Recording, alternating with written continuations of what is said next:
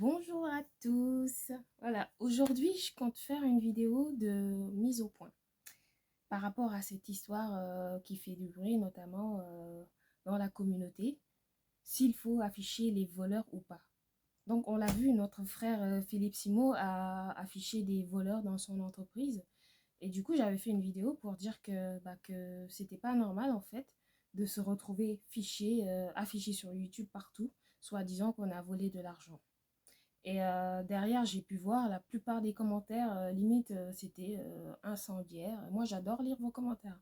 Par contre, j'ai horreur de lire vos méchancetés parce que vous êtes limite pire que ce mec, quoi. On dirait que c'est limite moi qui ai volé, alors que j'ai juste dit que c'était pas normal de se retrouver affiché comme ça pour 300 euros. Enfin, qu'il y avait quand même des conséquences, notamment sur la vie professionnelle de ces personnes-là, et que peut-être que c'était une erreur qu'ils avaient faite.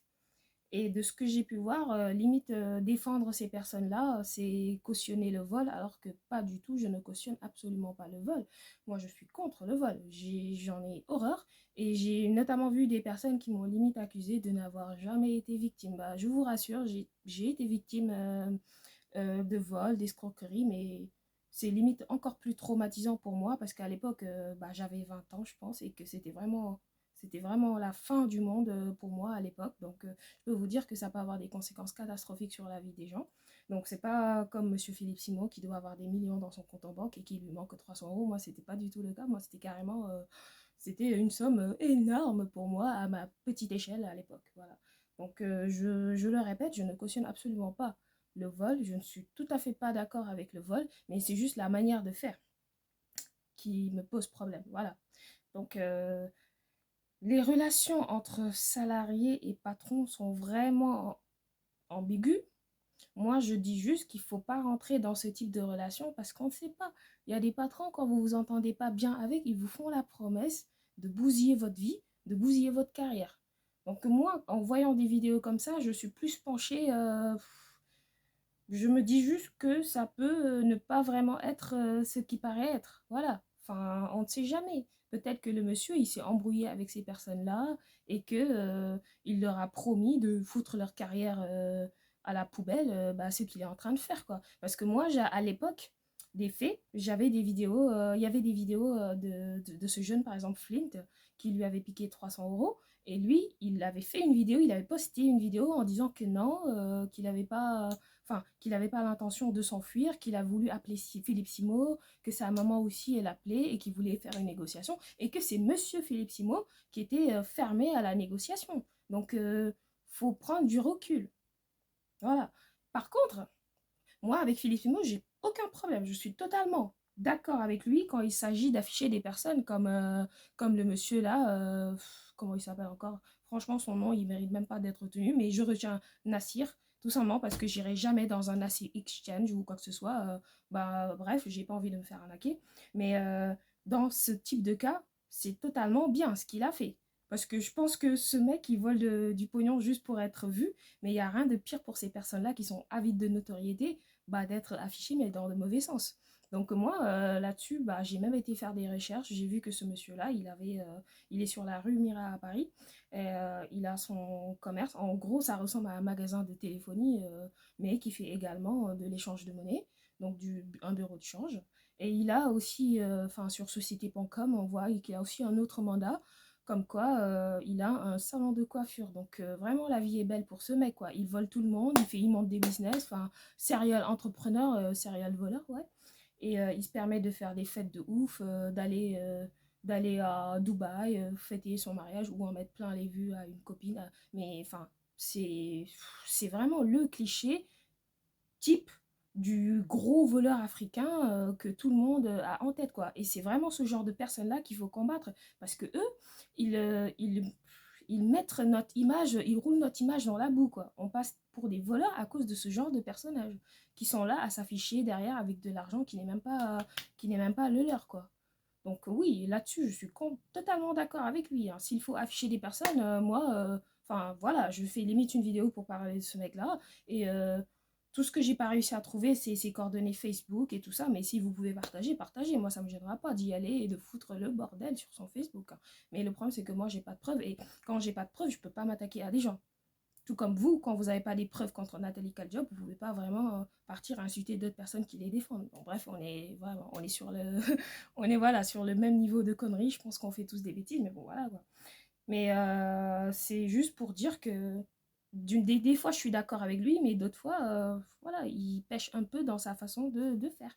Et il a fait un live donc, pour demander à sa communauté si oui ou non c'était bien ce qu'il a fait, mais vous le voyez, il y a des personnes qui sont d'accord, comme il y a d'autres gens qui ne sont absolument pas d'accord. Voilà. Donc, c'est comme ça, tout le monde a le droit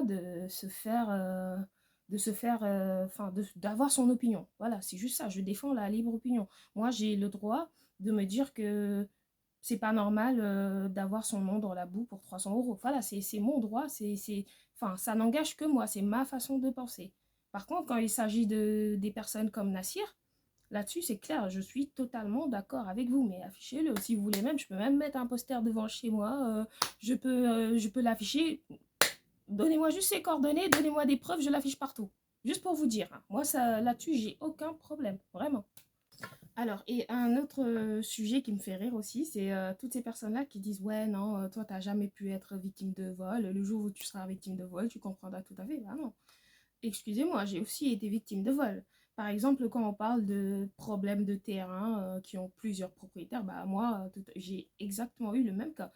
J'ai acheté un terrain en Afrique, donc au Sénégal. Je pense que tout le monde a vu que j'étais sénégalaise. Hein, vive le Sénégal. Bref, j'ai acheté un terrain et du coup, on a juste eu une délibération et quelques années plus tard, il y a eu apparemment un entrepreneur qui est sorti de nulle part dire que lui, il était propriétaire du terrain. Donc là, actuellement, on est dans des... Enfin, je pense que c'est plutôt... c'est le... C'est un sujet tendu, voilà. Donc je souhaite pas trop en parler parce que c'est pas toujours glorieux de se faire avoir, mais voilà, il y en a qui aiment bien en parler, il y en a d'autres qui sont encore moins à l'aise avec le sujet. Moi, je pense qu'il y a des choses, quand il y a des procédures en cours au tribunal, on ne peut pas se permettre d'en parler devant tout le monde parce que tout ce qu'on peut dire, ça peut nous porter préjudice. Donc voilà, c'est un sujet que je mettrai de côté et j'ai même pas envie d'y penser parce que c'est pas très glorieux, comme je vous le dis. Par contre, un autre vol qui m'a vraiment choqué, c'est quand je venais de démarrer l'entrepreneuriat.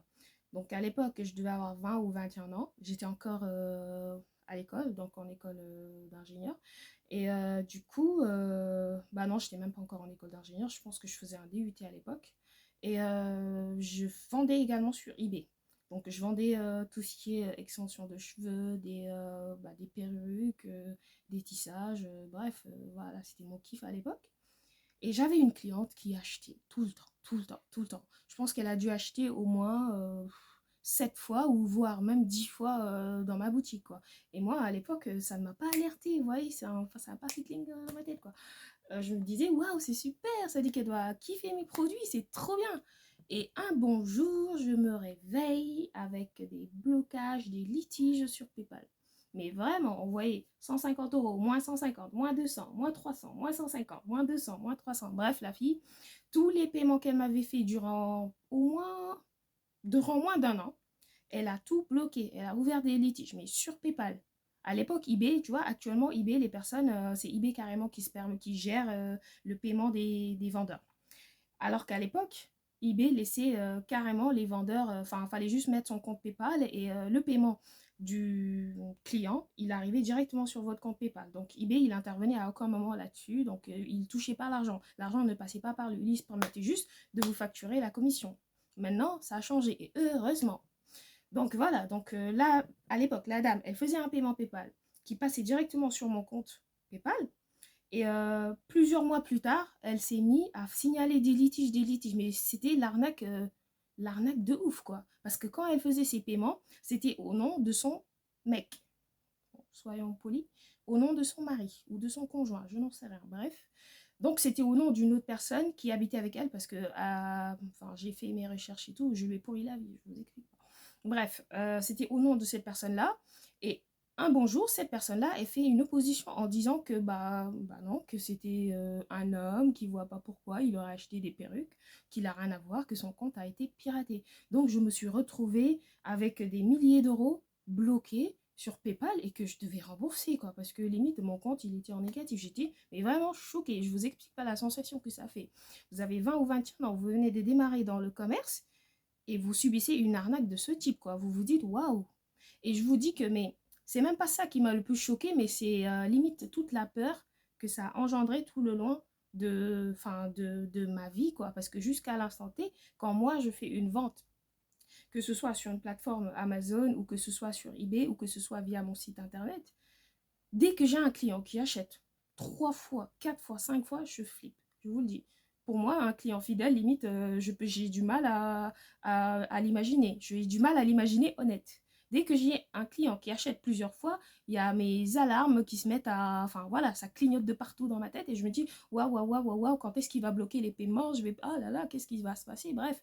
Donc voilà, ça a des conséquences, ne serait-ce que pour la victime. Là, voilà.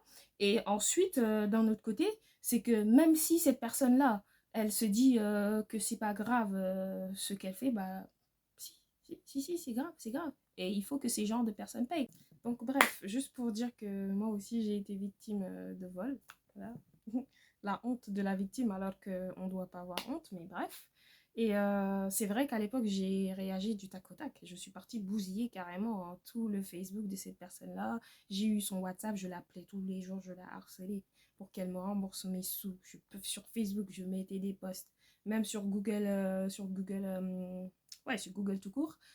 J'ai mis des avis comme quoi c'était une vol. Je suis partie sur les pages jaunes, j'ai commenté, j'ai tout écrit, j'ai tout expliqué. Bref, j'ai pas arrêté. Mais le plus important, c'est que je suis partie essayer de récupérer mes sous. Donc, je suis partie sur PayPal, j'ai répondu au litige. Le manque de bol que j'avais, c'est qu'à l'époque, je faisais du dropshipping, mais je ne le savais pas.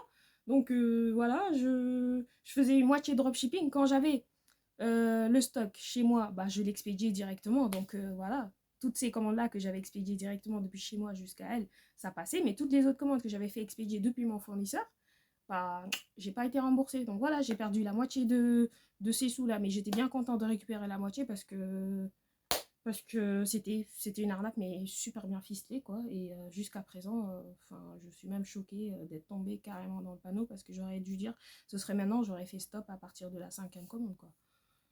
Voire même la 4e. Ou même la 3e. En tout cas, je lui aurais fait sentir. Parce que moi, là, je pense que je ne tolère même pas les clients trop fidèles, quoi. Pour moi, un client trop fidèle, c'est un voleur, limite. Voilà, donc je fais gaffe. Voilà, mais c'est des expériences qui nous font mûrir. Voilà, mais l'idée, c'est pas d'aller afficher tout le monde, que ce soit pour 1 euro, pour 10 francs, que ce soit justifié ou pas. Moi, j'affiche des gens avec des preuves. Donc, quand je suis partie sur Facebook, bah, moi, il y avait des preuves. Donc, dans le cas de Caljob, Flint, ramène-nous les preuves, Fimo, et là, on sera de tout cœur, on sera de tout cœur avec toi. De la même façon que pour Nassir, tu as ramené des preuves, tu as fait intervenir sa copine, bah là, on est à fond derrière toi, t'as juste à contacter, tu nous contactes, on va t'aider à salir. Mais je pense que c'est pas ton objectif, ton objectif c'est de récupérer ton argent, donc voilà. Donc, on verra bien comment ça va se passer pour la suite, mais voilà quoi.